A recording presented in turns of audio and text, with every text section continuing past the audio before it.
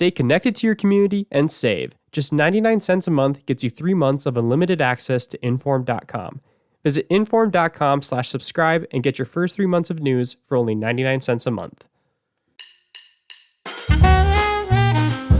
January 1956 was cold, dark, and full of bad news. That's why a foreign photographer wanted to share some good news, and he found it at the convent. Hi, this is Tracy Briggs, and welcome to Back Then. Well, Christmas has passed, but it's hard not to be reminded of one popular Christmas carol as January dawns. It goes like this. I won't sing it for you. I'll spare you that. In the bleak midwinter, frosty wind made moan. Earth stood hard as iron, water like a stone. Snow had fallen, snow on snow, snow on snow, in the bleak midwinter long ago. January can be tough, we all know that. It's cold, dark, and icy. Summer seems like a lifetime ago. That was certainly the case in January of 1956. Not only was the weather bone-chilling cold, the news headlines that month might have also sent a shiver down your spine. Newspaper archives from that month tell the stories of tragedy, death, and sadness. In the same week in our region, 2 people were killed in a hotel fire in Detroit Lakes, Minnesota. Another fire destroyed 3 buildings in Valley City, North Dakota. And a former soldier confessed to the killing of a teenage boy in Minot, North Dakota. On the national scene, 1 month after the beginning of the Montgomery bus boycott, the Alabama home of Dr. Martin Luther King Jr. was bombed. News readers might very well have been craving some good news for a change. Perhaps that's why forum journalist Cal Olson grabbed his photo gear and set out to snap a few pics that would undoubtedly put a smile on people's faces. He found himself at the Presentation Sisters Convent at 1310 Broadway in Fargo to take a few shots of the sisters on ice. According to Olson's story on January 22, 1956, each afternoon for the past several weeks, between 30 and 35 of the nuns have been skating for an hour or so, whirling around the ice on a small rink behind the convent. Olson took a dozen or so photos that eventually were published in the paper with the headline, Winter Fun. Even 68 years later, the photos bring joy. Women, often regarded as stern and serious in their devotion to God, find time for fun. Their long black skirts float on air as they spin and get covered in frost when they fall. According to Olson, when a skating nun took a tumble, helping hands, of course, were extended, even though some seemed undecided whether to laugh or commiserate with the unfortunate skater. Sister Mary Margaret Mooney, now 85, said, I think I'm in some of those pictures. In fact, she points to one photo of a nun that had taken a tumble, and you can't see her face, but she thinks that might have been her. She said, in those days, I was young, and so was everybody else in that picture. It was felt that outdoor exercise was good for us, so whether you particularly enjoyed it or not, you went.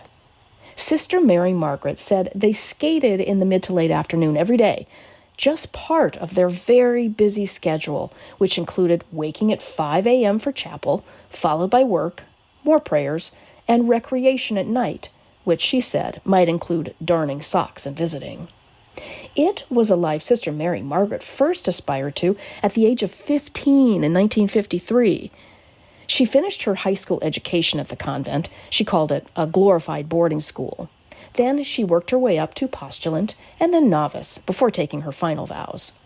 She said by looking at these ice skating photos, you can tell many of the skaters were postulants and novices because of what they were wearing. The postulants wore black veils and shorter black skirts, while novices wore white veils. She said, I think most of the older nuns would have still been in school teaching because it would have been in the afternoon.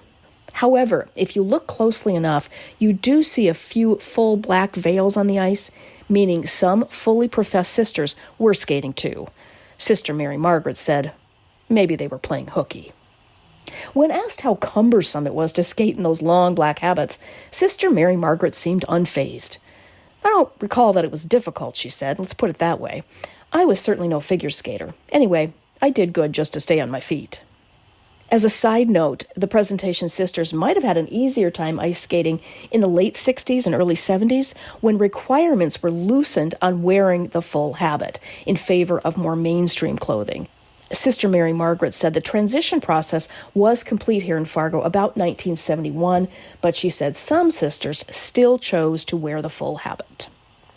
With temperatures that January hitting double digits below zero for a high, did they stay warm in those long dresses?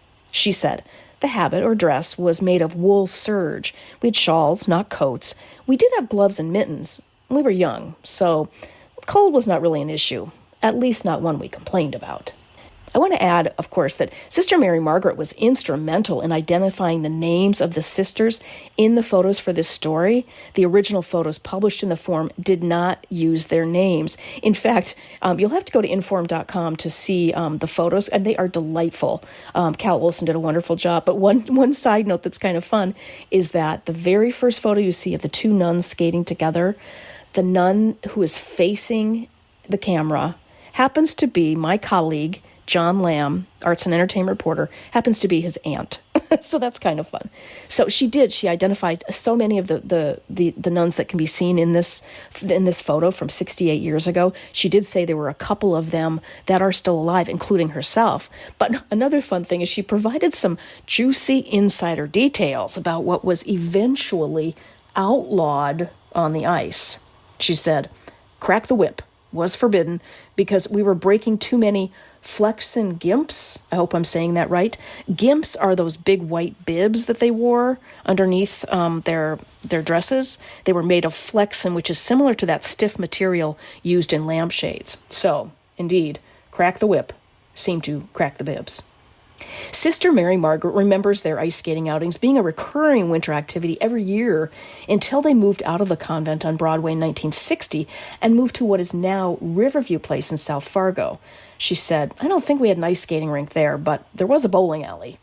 She eventually took her final vows in 1957 and earned a doctorate at Catholic University in Washington, D.C.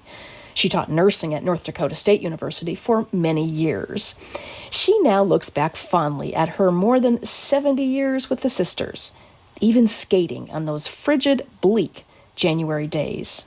She said, it was a different time, but we always had a good time, even without Crack the Whip. Thanks for joining me on Back Then. I hope you catch me next time. Get reliable and accurate local news with Inform.com. Inform.com is your trusted local news source with journalists dedicated to keeping you informed about what's happening in your community. Visit Inform.com now.